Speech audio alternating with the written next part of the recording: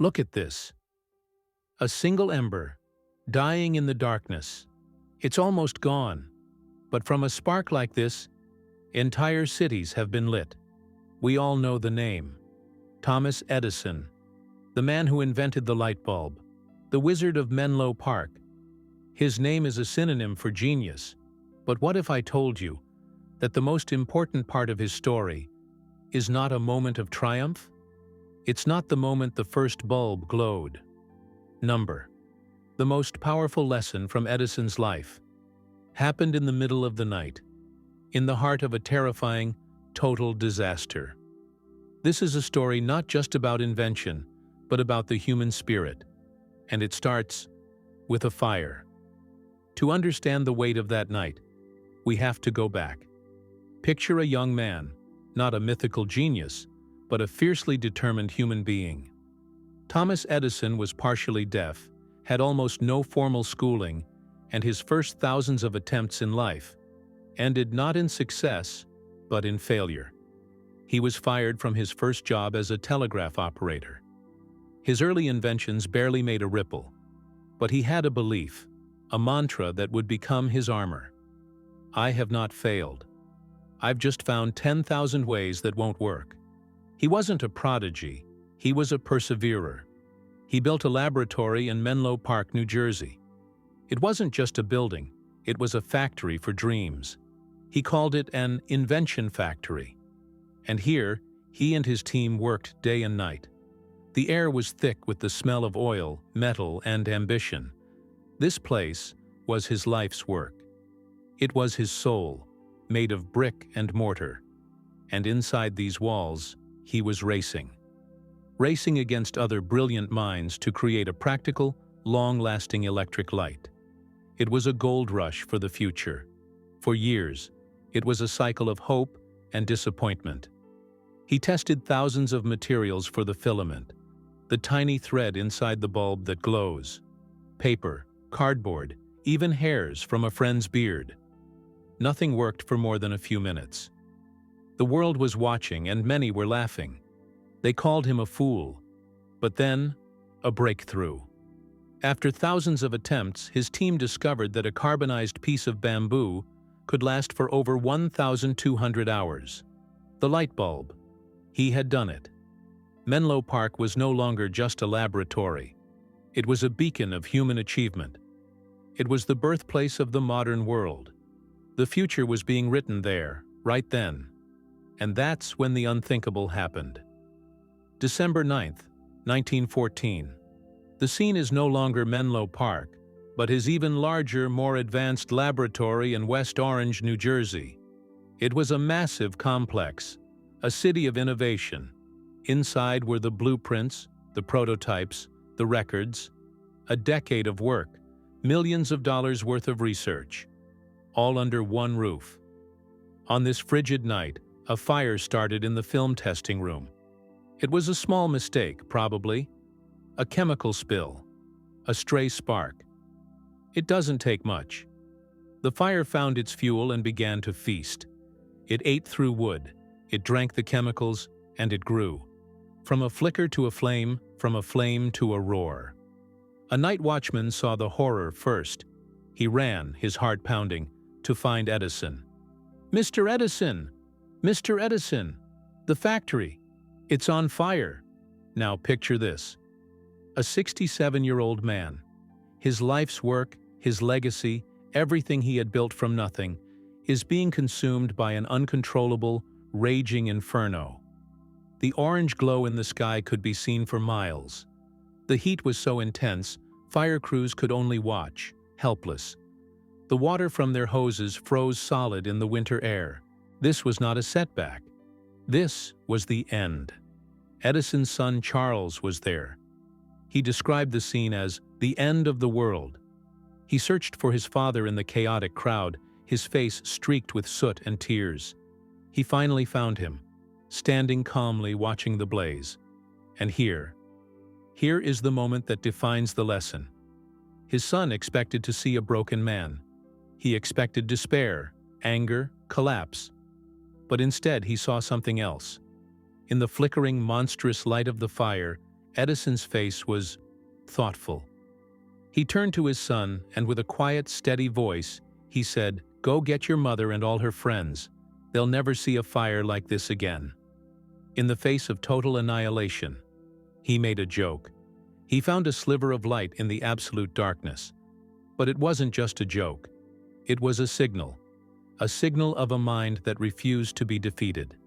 As the sun rose the next morning, it revealed a horrifying sight: smoldering ruins, twisted metal, ash.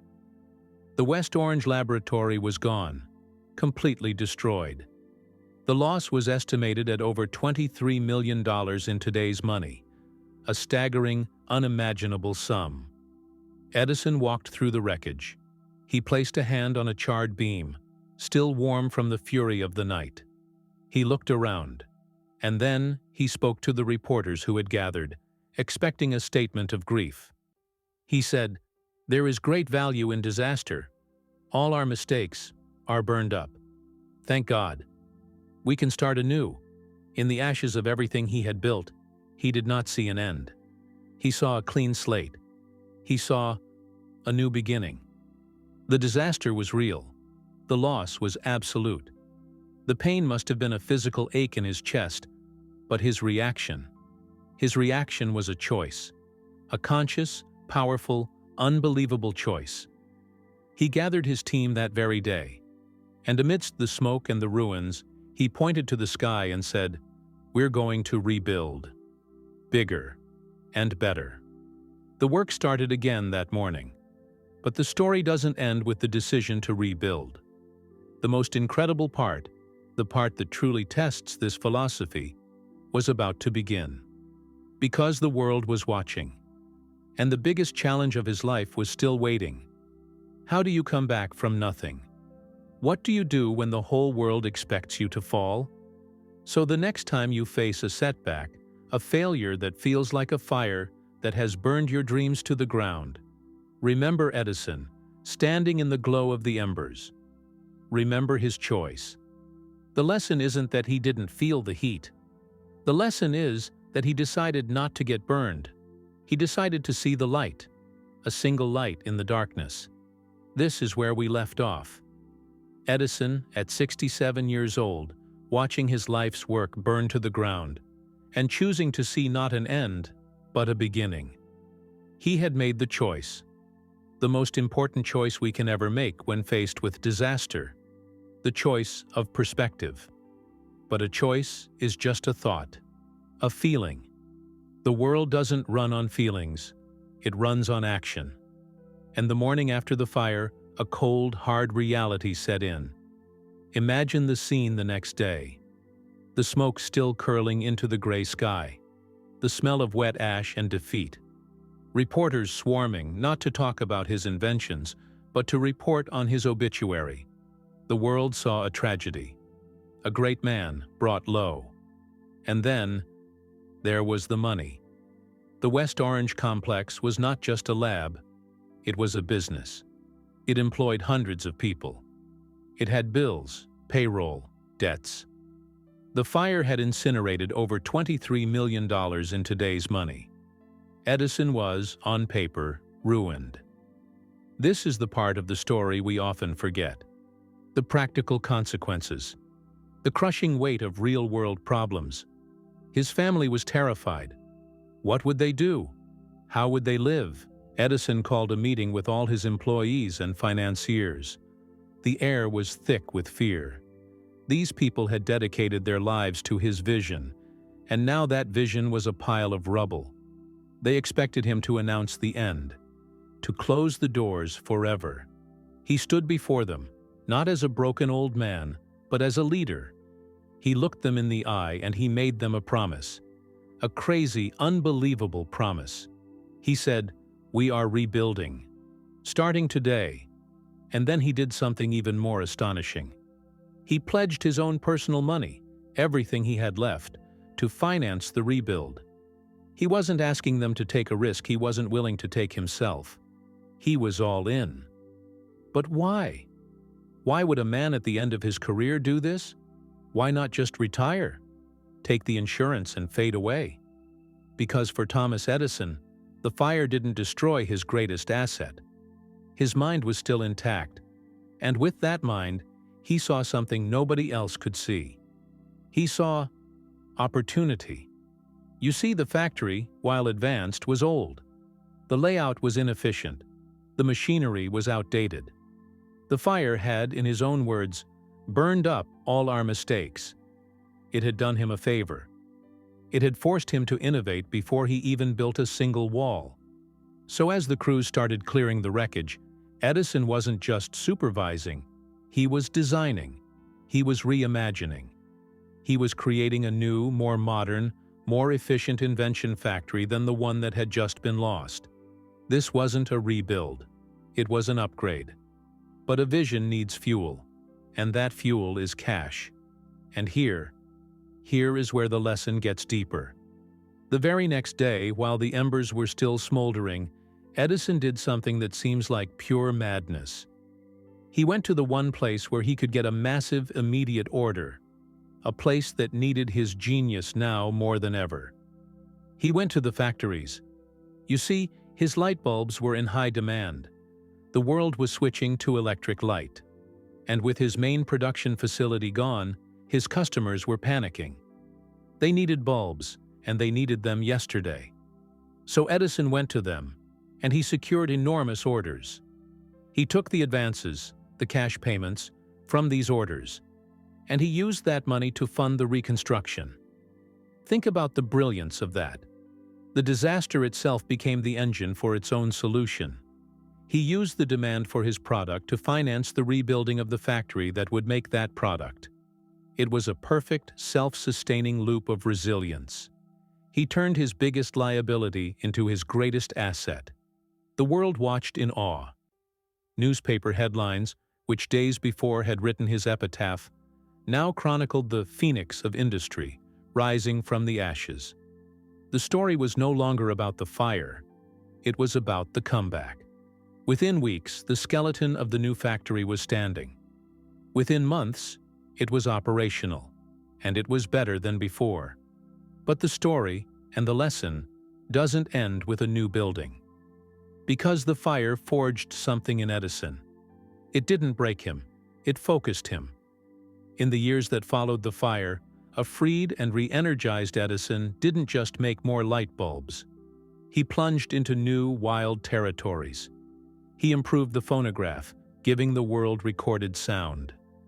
He began his work on motion pictures, helping to create the entire film industry. He even went into the cement business, using the process to build affordable houses. His mind, unleashed from the confines of his old lab, exploded with new ideas. The fire of 1914 was not the end of Thomas Edison's story. In many ways, it was the beginning of his most creative and expansive period. He had learned that success isn't about avoiding failure. It's not about building a fortress so strong that fire can never touch it. True success is understanding that no matter how hot the fire burns, it cannot touch the blueprint in your mind. It cannot burn the passion in your heart. It cannot destroy the will in your soul. The real value was never in the buildings, or the papers, or the prototypes. The real value was always inside him, and it's inside you too. So what is the life lesson from Edison's journey to success? It's not, never give up. That's too simple. It's this: your greatest power is your perspective. Your ability to look at a devastating loss and see a clean slate. To look at an ending and see a beginning. When your dream seems to be turning to ash in front of you, you have a choice. You can mourn what is lost, or you can get excited about what you can now build in its place. You can curse the darkness, or you can start looking for a new source of light. Edison's story teaches us that resilience isn't a superpower reserved for geniuses. It's a decision we can all make. The next time you face your own fire, whether it's a failed project, a lost job, a broken dream, remember the old man in the winter cold, watching everything burn, and ask yourself his question: what can I start anew? Thanks for watching.